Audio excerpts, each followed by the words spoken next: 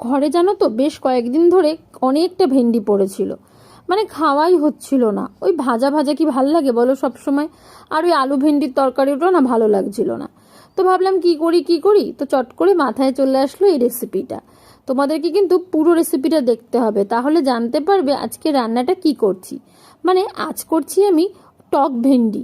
টক ভেন্ডি বলবো, খেতে এতটাই দারুণ ছিল আর দেখতেও কিন্তু বেশ হয়েছিল। তো চলো দেখে নাও প্রথমে কি করতে হবে। এখানে ভেন্ডিগুলোকে না আমি সব ভালো করে ধুয়ে অনেকক্ষণ আগেই রেখে দিয়েছিলাম, মানে একটু শুকনো করতে হবে, একদমই জল থাকলে হবে না। আর তোমরা যদি তাড়াতাড়ি মানে ধুয়ে সাথে সাথে রান্না করো তাহলে বলবো একটা শুকনো কাপড় দিয়ে মুছে নিতে। আর এই দেখো ভেন্ডিটা আমি কিভাবে কাট করছি। যেগুলো না একটু বড় বড় ভেন্ডি ওটা দুটো মাঝখান থেকে দুভাগ করে দিচ্ছি, আর যেটা ছোট ওটাকে আস্তই রাখবো, দেখতে পাবে কাটার সময়। আর মাঝখান থেকে একটু এভাবে কাট লাগিয়ে দিচ্ছি। কেন কাট লাগাচ্ছি বলছি, তোমরা হয়তো ভাববে কাট না লাগালেও তো চলে। আসলে ভেন্ডিটা না আমি একটু বড় বড় রাখছিলাম। এবার যদি কাট করি তাহলে রান্নাটা বেশ তাড়াতাড়ি হবে, মানে ভেন্ডিটা তো বেশিক্ষণ রান্না করতে লাগবে না, আর মশলাটা খুব সুন্দরভাবে ভেন্ডির মধ্যে বসে যাবে, ওই কারণে একটু কাট করে নেওয়া। তারপরে দেখো এবার এখানে কড়াইয়ের মধ্যে ওই 2 থেকে 3 চামচ মতো সর্ষের তেল দিয়ে ভেন্ডিটা আমি হালকা হাতে ভেজে নেব। একদম ড্রাই করেই ভাজতে হবে, খুব বেশি তেল দেওয়ার দরকার নেই। এটাতে না খুব কম তেল মশলা তো এত সুস্বাদু হয় খেতে, যে কোনো রুটির সাথে কিন্তু তোমরা দারুণ খেতে পারবে, মানে ওই রাতের ডিনারে বা সকালবেলা যখনই হোক না কেন খুব দারুণ যাবে। নাও এবার এই ভেন্ডিটা ভাজার সময় একটুখানি হলুদ আর নুন দিতে হবে, যাতে করে নুনটা একটু ভেন্ডির মধ্যে বসে যায়। পরে কিন্তু আমরা আর বেশি নুন দেব না, একদম সামান্য নুনই ব্যবহার করব।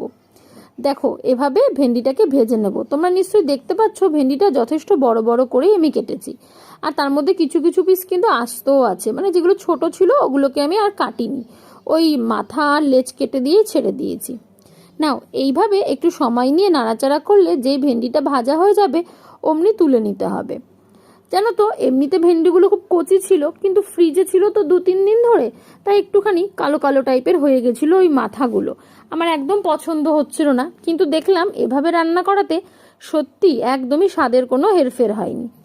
ব্যাস এবারে কড়াইটা পরিষ্কার করে নিয়ে মানে ভেন্ডিটা তুলে নিয়ে ওর মধ্যে আর 1 চামচ মতো তেল দিয়ে তাতে দিয়েছিলাম গরম মশলা, মানে গোটা গরম মশলা, দারচিনি আর এলাচ।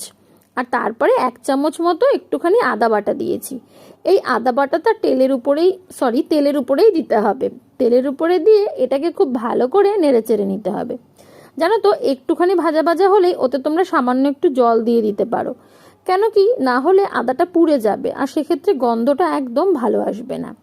তো যাই হোক এখানে একটু জল দিয়ে আমি ভালো করে নাড়িয়ে চাড়িয়ে নিলাম। এবারে যেই ফুটে উঠবে না, এবারে হালকা হালকা করে একটু মশলা দেবো, মানে ওই ধরো কি জিরের গুঁড়ো দেবো 1 টিস্পুন, আর ধনের গুঁড়ো দেবো 1 টিস্পুন থেকে একটু সামান্য বেশি।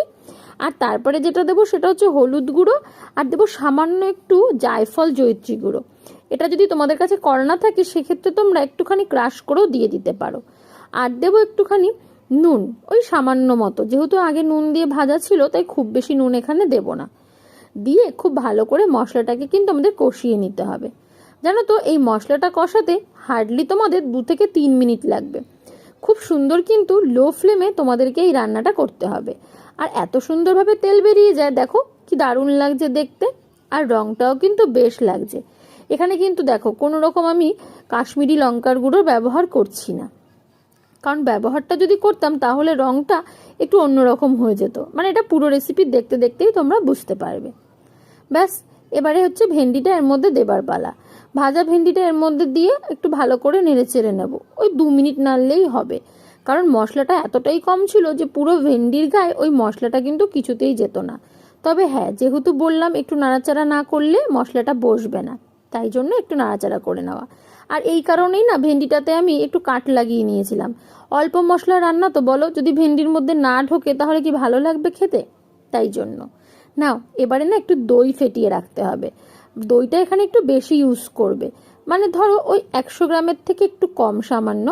ওখানে না আমি তাই করেছি, মানে দইটাকে পুরো ফেটিয়ে একদম মিশিয়ে ফেলেছিলাম। তারপরে সেটা দিয়ে দেবো কড়াইয়ের মধ্যে, আর দিয়ে না কন্টিনিউয়াসলি একটু নাড়াতে হবে। তোমরা যদি মানে মনে করো যে দইটা তোমাদের হাতে ফেটে যায় তাহলে কিন্তু অবশ্যই গ্যাসের ফ্লেমটা বন্ধ করে দেবে, আর যদি তা না হয় তাহলে কম করেই দিতে পারো। ব্যাস এইভাবে দিয়ে ভেন্ডিটাকে ওই দইয়ের সাথে একটু ভালো করে মাখা মাখা করে নিতে হবে। 2 থেকে 3 মিনিট পর দেখবে দইয়ের থেকে জল বেরিয়ে এসছে। জানো তো, দইয়ের জলটা আমি ছেঁকে দিইনি, এখানে ছেঁকে দেবে না তোমরা, তাহলে কি হবে জানো তো, একদম ড্রাই ড্রাই হয়ে যাবে ভেন্ডিটা, তাহলে ভালো লাগবে না। যদি একটু দইয়ের থেকে জল বেরোয় আর সেই জলে রান্না হয় তাহলে বেশ হয় স্বাদটা। আর একটা জিনিস কি তোমরা খেয়াল করেছো, আমি কিন্তু কোনো রকম লঙ্কার ব্যবহার এখানে করিনি, ওই কারণেই তো এটার নাম দিয়েছি আমি টক ভেন্ডি। তো চলো, আজকের রেসিপিটা তোমাদের কেমন লাগলো আমাকে কিন্তু অবশ্যই জানাবে। আর যারা যারা আমার পেজে নতুন আছো একটু ফলো করবে, আর যারা ইউটিউব থেকে দেখছো তারা কিন্তু অবশ্যই সাবস্ক্রাইব করবে, শেয়ার করবে আর কমেন্ট করবে। এবার দেখো, নামানোর আগে একটুখানি ধনেপাতা দিয়েছি, এতে করে গন্ধটা আরও সুন্দর আসবে। ব্যাস, ধনেপাতা দিয়ে একটু এপাশ ওপাশ নাড়িয়ে নিয়ে নামিয়ে দিলেই পরিবেশন করবে, হয়ে যাবে আমাদের টক ভেন্ডি। তো নাও, বাড়িতে কিন্তু অবশ্যই ট্রাই করবে।